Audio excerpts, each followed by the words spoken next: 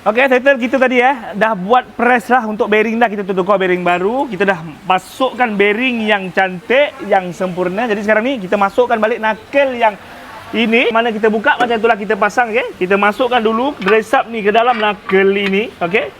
Kita masukkan dengan gigi-gigi dia yang betul, okey. Kita masukkan balik ke ball joint ini ke lower arm, okey. Masukkan masukkan balik nut dan juga skru ni lah ke bawah. Macam ni lah. Lepas tu kita ikatlah pakai box 17, okey.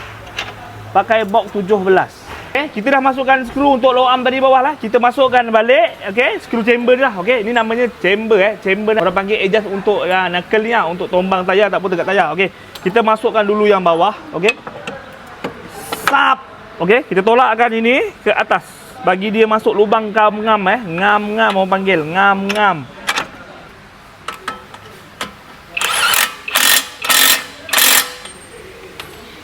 Kita ikat lah 17 17 box